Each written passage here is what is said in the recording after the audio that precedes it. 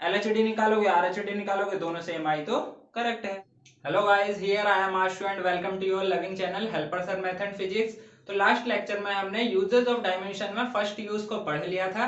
अगर वो आपने नहीं देखा है तो उसका लिंक डिस्क्रिप्शन में है, आप वहां जाकर देख सकते हो।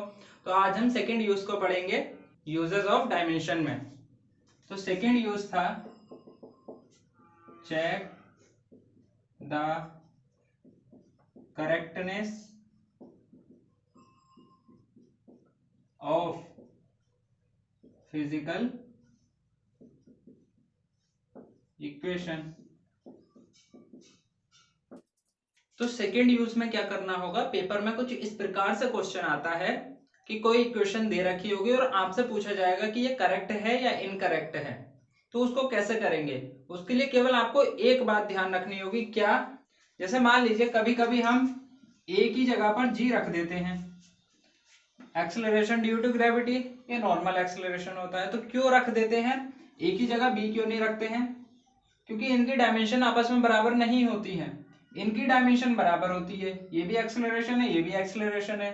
इसकी डायमेंशन lt की पावर -2 एंड इसकी भी डायमेंशन lt की पावर -2। लेकिन इस केस में नहीं होगा, क्योंकि a की जो डायमेंशन होती है वो lt की पावर -2 एंड b की होती है lt की पावर -1। इसलिए हम इन दोनों को आपस में बराबर नहीं लिख सकते हैं।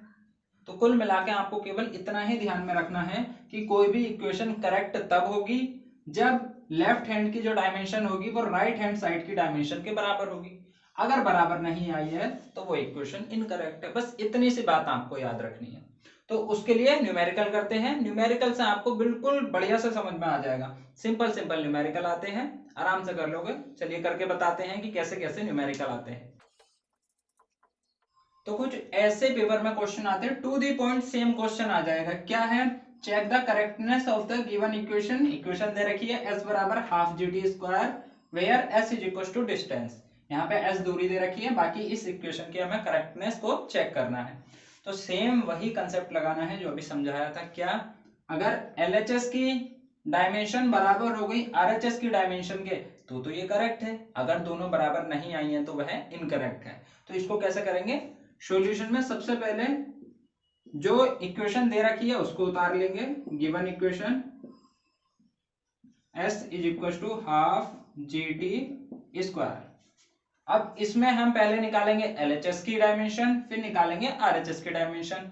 अगर दोनों आपस में बराबर आ गए तो करेक्ट है, नहीं आई तो इनकरेक्ट है। तो सबसे पहले निकालते हैं LHS की।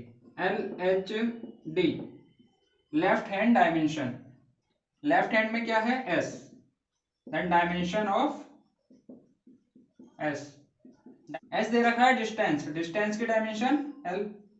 तो LHD तो ये आ गई, लेफ्ट हैंड डायमेंशन l आई है। अब हम निकालेंगे राइट हैंड की, RHD राइट हैंड डायमेंशन। तो राइट हैंड के लिए क्या करेंगे, इसको उतारेंगे, हाफ जी टी स्क्वायर। इस चीज में केवल आपको इतना ही ध्यान रखना है, यहां नहीं कोई सा भी यूज होगा या डायमेंशन की बात आएगी तो वहां पे आपको ये बात ध्यान रखनी है कि किसी भी कांस्टेंट की कोई डायमेंशन नहीं होती है, केवल फिजिकल क्वांटिटीज की ही डायमेंशन होती है। तो यहां से जब हम लिखेंगे तो यहाँ पे हाफ की कोई भी डायमेंशन नहीं आएगी, केवल जी की डायमेंशन और टी की डायमेंशन आएगी। तो क्या आएगा, dimension of g multiply dimension of t. देखिए यहाँ पे टी स्क्वायर है तो यहाँ पर भी डायमेंशन ऑफ टी का होल स्क्वायर हो जाएगा। ठीक, डायमेंशन ऑफ जी, जी क्या होता है, एक्सेलरेशन ड्यू टू ग्रेविटी। जी की जो डायमेंशन होती है वो lt की पावर -2 होती है, तो इसकी जगह ये लिखेंगे। टी क्या होता है, टाइम, एंड टी की डायमेंशन टी लिख देंगे। फिर इनकी वैल्यूज को यहाँ पे पुट करेंगे। देन जी की क्या हो जाएगी, lt की पावर -2, टी की हो जाएगी नॉर्मल टी, एंड उसका स्क्वायर है तो यहाँ पर भी स्क्वायर आएगा। ठीक है, यहां जब इसको खोलेंगे तो टी का स्क्वायर आ जाएगा, यानी यहाँ lt की पावर -2 और ये आ जाएगा टी स्क्वायर। अब यहाँ पर है टी की पावर -2, यहाँ है टी स्क्वायर, तो ये दोनों तो एक दूसरे को कैंसिल कर देंगे, तो बचेगा क्या, हाफ जी टी स्क्वायर की dimension is equal to only L.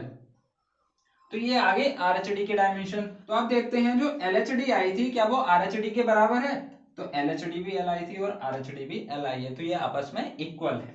तो इसीलिए लिख देंगे सो द गिवन इक्वेशन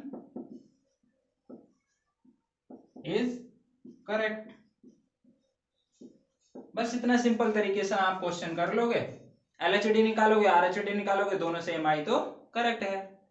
अब इस पर एक और न्यूमेरिकल करते हैं कि कैसे आ सकता है। और अब सेकंड क्वेश्चन कुछ इस प्रकार से आ सकता है कि check the correctness of the given equation. Equation दे रखी है F is equal to mb upon r, where F force, m mass, b velocity, r radius दे रखा है। तो इसमें भी हमें वही करना है, पहले LHD निकालेंगे फिर RHD निकालेंगे। अगर दोनों इक्वल आती हैं तो वह करेक्ट है, अगर इक्वल नहीं आती है तो इनकरेक्ट है। सिंपल सी चीज है। तो इसके भी सॉल्यूशन में सेम करेंगे। पहले जो इक्वेशन दे रखी है वो लिख लेंगे। गिवन इक्वेशन क्या दी है, F is equal to mb upon r। तो पहले हम निकालेंगे LHD। LHD में क्या करेंगे, F है, देन डायमेंशन ऑफ F, इसकी डायमेंशन क्या होगी मैंने पिछले लेक्चर्स में आपको लिखवा दिया है, mLT की power -2। Then dimension of F आ गया mLT की पावर -2। अब हम निकालेंगे RHD। RHD में क्या लिखा है, mb ओवर r।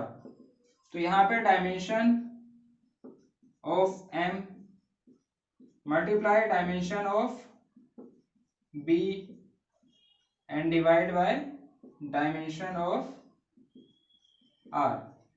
अब इनके डायमेंशन रखेंगे। डायमेंशन ऑफ m है यहाँ पर मास, मास की डायमेंशन कैपिटल M। आगे है डायमेंशन ऑफ b क्या दे रखा है, वेलोसिटी। वेलोसिटी की क्या होती है, lt की power -1 over dimension of r दे रखा है रेडियस। रेडियस एक प्रकार की लेंथ है, तो लेंथ की जो डायमेंशन हो जाएगी वो l हो जाएगी। ठीक है, अब इसको थोड़ा सा एडजस्ट करके लिखते हैं। पहली बात तो l से l कैंसिल हो जाएगा, देन बचेगा क्या, mt की पावर -1। तो ये आ गया RHD और LHD आया था ये। क्या ये आपस में बराबर है, नहीं है। लिख देंगे चूंकि LHD is not equals to RHD, so given equation is incorrect। बस इतना करना होता है सेकंड यूज में। इस लेक्चर में हम सेकंड यूज को ही रखते हैं, नेक्स्ट लेक्चर में हम थर्ड यूज को पढ़ेंगे। तब तक के लिए bye bye and take care.